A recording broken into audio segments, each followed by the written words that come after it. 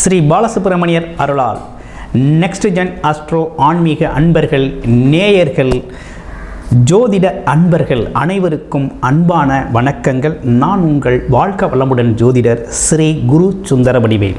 இப்போ குரு வக்ர பயிற்சி பலன்கள் இந்த கன்னி ராசிக்கு எப்படி இருக்கும் அப்படிங்கிறத விரிவாகவும் தெளிவாகவும் நட்சத்திர பலன்களோட நம்ம பார்க்க போகிறோம். தொடர்ச்சியாக நம்ம வீடியோவை பாருங்கள். இப்போ குரு வக்ர பயிற்சி எப்போ நடக்குது அப்படின்னா, அக்டோபர் மாதம் 9ஆம் தேதியிலிருந்து அடுத்த வருடம் 2025 பிப்ரவரி மாதம் 4ஆம் தேதி வரை குரு வக்ர நிலை அடைகிறார். காலச்சக்கரத்தின் 2வது ராசியான ரிஷப ராசியில் வக்ரகதி நிலை அடைகிறார். இந்த வக்ரகதி அடைகிறதுனால என்ன விதமான பலன்களை கொடுப்பார் அப்படிங்கிறதையும், குரு எப்படிப்பட்ட எதெல்லாம் அவரோட ஆதிக்கம் நிறைந்திருக்குது அப்படிங்கிறதையும் பார்ப்போம். குரு அப்படின்னு எடுத்துக்கிட்டோம்னா, ஒரு ஜாதகருக்கு அனைத்து தோஷங்களையும் சகலவிதமான தோஷங்களையும் போக்கக்கூடியவர், சகலவிதமான யோகங்களையும் அளிக்கக்கூடியவர், கொடுக்கக்கூடியவர், நல்ல ஒரு வழிகாட்டி அப்படின்னு சொல்லணும்.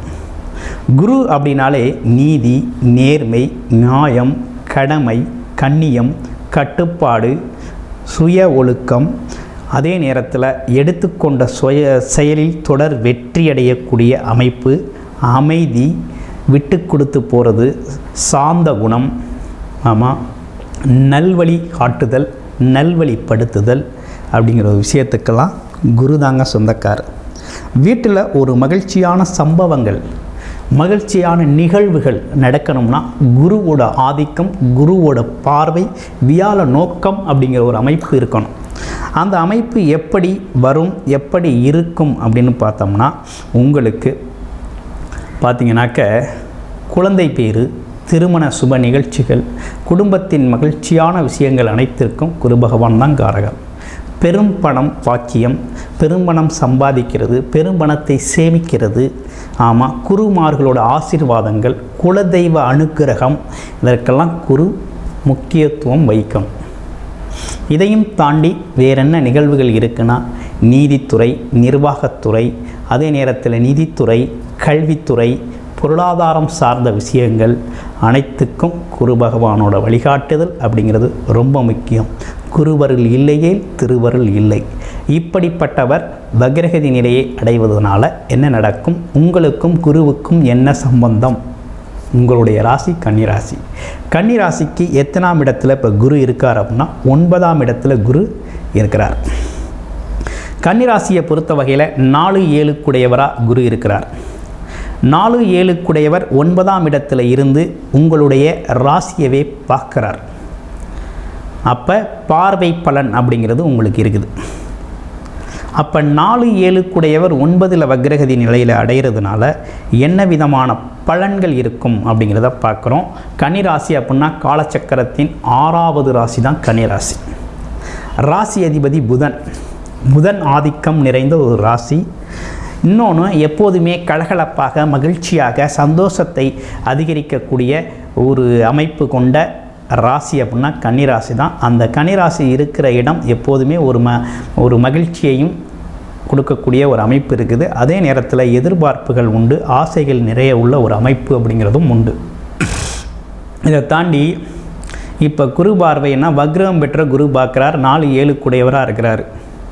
அப்போ கன்னிராசியை பொறுத்த வகையில் நீண்ட நாள் ஆசைகள், தீராத ஆசைகள், திருமணம் நீண்ட காலமாக நடக்கலை அப்படிங்கிறவங்களுக்கும், ஒரு வீடு, வண்டி, வாகனங்க யோகம் இல்லை, நீண்ட நாளாக ஒரு வீடு வாங்கணும்ப்பா, ஒரு இடம் வாங்கணும் அப்படின்னு திட்டமிட்டிருந்தவங்களாம் திட்டமிட்ட செயல்களை இந்த காலகட்டத்தில் நீங்கள் செய்யலாங்க. தாராளமாக செய்யலாம், நல்லபடியாக நடக்கும்.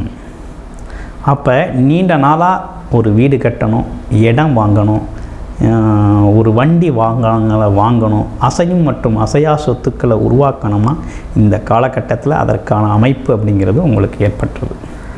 அடுத்து திருமணம்.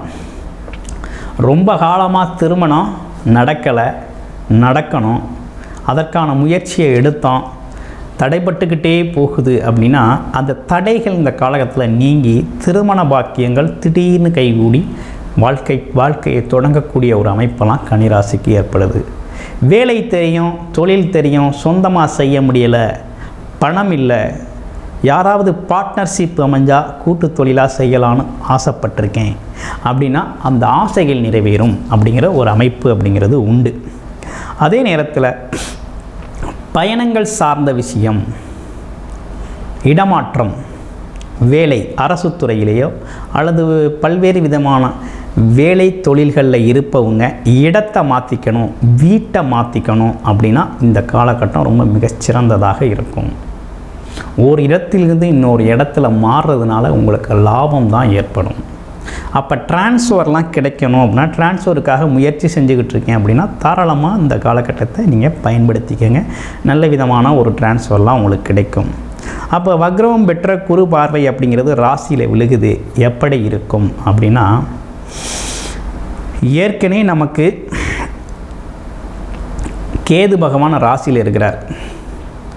ராசியில் இருந்து பல்வேறு விதமான நெருக்கடிகளை கொடுத்துக்கிட்டு இருக்கிறாரு.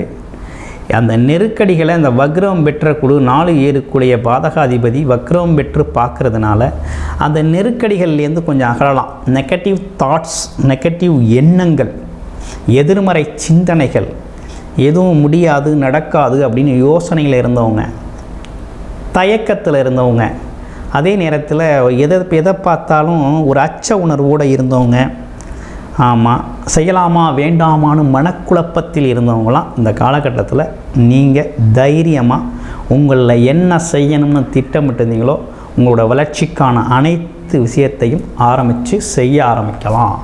நல்லபடியாக நடக்கும். கன்னிராசிக்கு எந்த பயமும் வேண்டாம், செய்யலாம். ஆமாம், செய்யலாம் அப்படிங்கிற ஒரு நல்ல அமைப்பு தாங்க ஏற்பட்டிருக்கு.